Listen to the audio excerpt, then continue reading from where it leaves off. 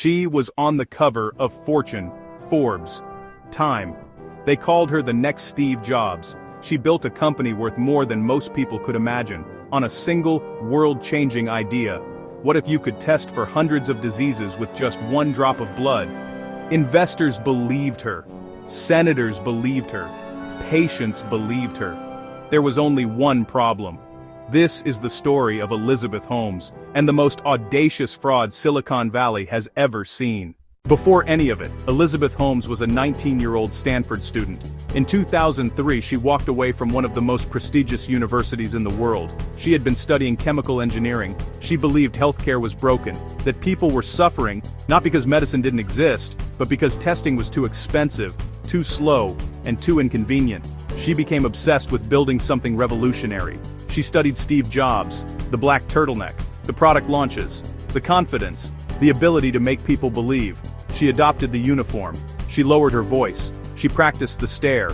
She founded Theranos, a combination of therapy and diagnosis.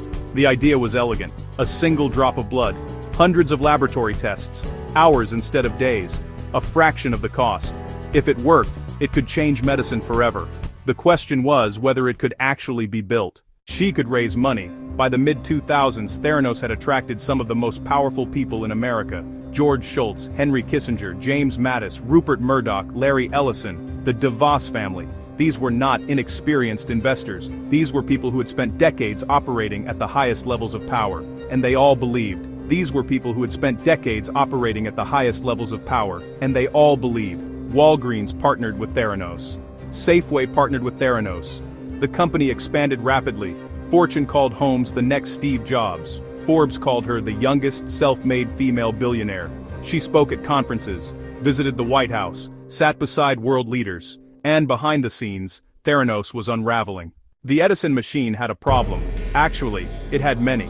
The machine could not reliably perform the hundreds of blood tests Theranos claimed. Results were inconsistent. Many tests were quietly being run on conventional machines purchased from other companies. The same technology Theranos claimed to replace. Employees knew. Scientists knew. Engineers knew. Some raised concerns. Some were silenced. Some left. Many signed restrictive agreements that made them afraid to speak publicly. Theranos created an atmosphere of fear. Employees were isolated. Departments rarely communicated. People often knew only a small piece of the puzzle. One of the company's most respected scientists was Ian Gibbons. Colleagues say he had grown convinced the technology didn't work. In 2013, the day before he was set to testify in a lawsuit involving Theranos, he died by suicide. His death shocked many who had worked closely with the company, but the company continued moving forward.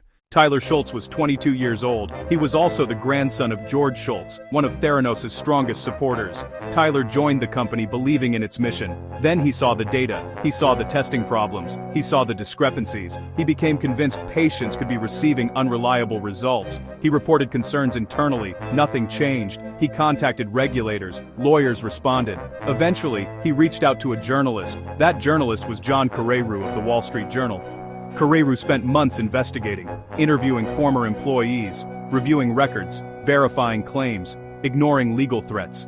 In October 2015, his story was published. The world finally saw what insiders had been trying to say. Everything changed. Federal regulators launched investigations. The company's laboratories came under scrutiny. Inspectors identified serious deficiencies. Walgreens ended its partnership. Safeway ended its partnership. Investors fled. The valuation collapsed. In 2018, federal prosecutors filed criminal charges. Elizabeth Holmes, Ramesh Bhawani, wire fraud, conspiracy. Theranos officially dissolved. $9 billion in value vanished. At trial, Holmes argued that she believed in the technology, that she was a visionary who failed, not a fraudster. She testified in her own defense. The jury deliberated on 4 counts of fraud. In November 2022, Elizabeth Holmes was sentenced to more than 11 years in federal prison. Bhawani received nearly 13 years. Holmes entered prison in 2023. The machines were never approved. The technology never worked.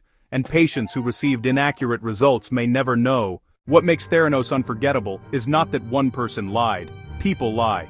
What makes it unforgettable is how many powerful people chose not to ask difficult questions. Billionaires, generals, politicians, investors, the media, everyone wanted the story to be true. Elizabeth Holmes understood something dangerous. A compelling narrative can become more powerful than evidence. Silicon Valley has always celebrated risk, move fast, disrupt industries, change the world, but eventually reality arrives. The difference between a visionary and a fraudster is whether the product ever becomes real. For Elizabeth Holmes, it never did.